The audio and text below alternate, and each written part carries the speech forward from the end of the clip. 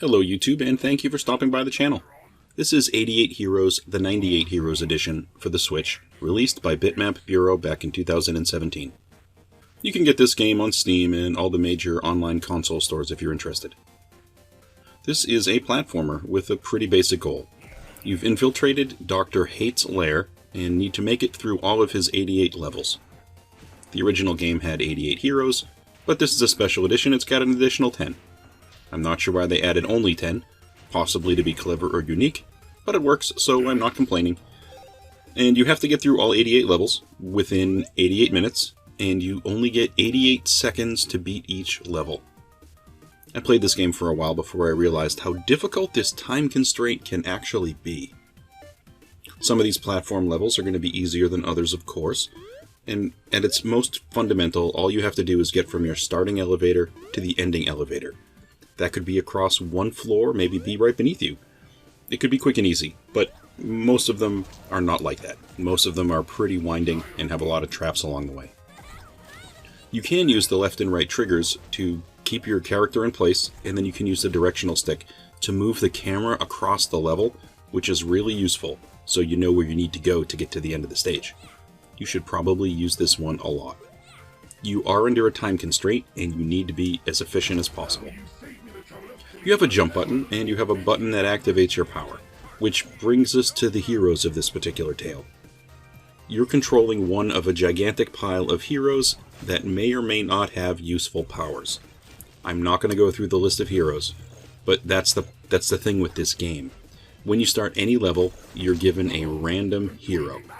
You're going to use that hero until they die, or until you manage to get to the end of the stage. The heroes, for the most part, are just weird.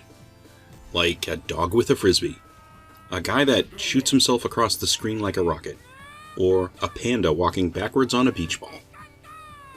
When the stage starts, you get a brief description of who the hero is, and then you're off to get through the maze. Some heroes might actually have an offensive power, like a gun that you can use to shoot and defeat certain enemies.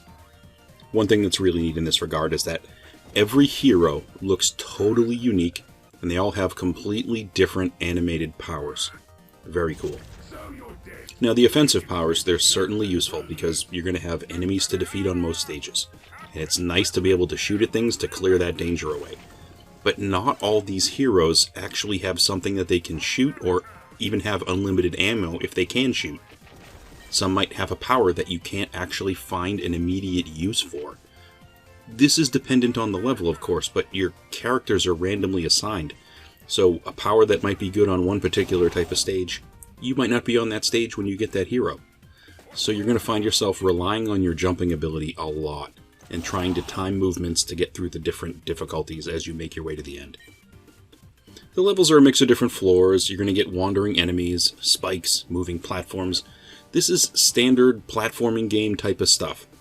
You need to figure out the best way to make it through all these, and hopefully don't rush to the point of getting yourself killed. One of the things that I find really clever is that when you finally beat a level, you get a summary, and it tells you how many heroes you actually lost to make it through. It shows you all of these dead heroes in a pile. So if it took you a dozen heroes to get to that elevator, you get a pile of a dozen quirky heroes pixelated right in front of you. Morbid, I suppose, but it's certainly clever. The game uses a cartoony pixel type of style, and I think it works well for the subject matter. This wouldn't have the same feeling if everything was highly detailed and in high resolution. Also, you're actually playing this game by seeing yourself on a monitor. So there's a foreground that contains the silhouette of Dr. Hate. He's basically looking through a security camera at you as you play. Also, as you're going through the stages, little things might happen in the foreground, like a henchman might walk across the screen. Stuff like that. It sort of helps the game have a bit of style, and occasionally a distraction. I think it's a simple enough game in terms of scope, but it does its thing pretty well. It's certainly fun to figure out how to get through any given level, and it actually, if you think about it, it basically has a variable control scheme, because every hero handles slightly different, and it's kind of always the luck of the draw when you're assigned a particular hero. This can make a level easier to complete, or much harder to complete. Getting through these levels is great and all, but experiencing the gameplay of all the different heroes is kind of the main thread of the game. Just getting through a stage walking backwards on a beach ball, or as a dog carrying a frisbee, it's just amusing. Well, that's all I have today for 88 Heroes, the 98 Heroes edition for the Nintendo Switch.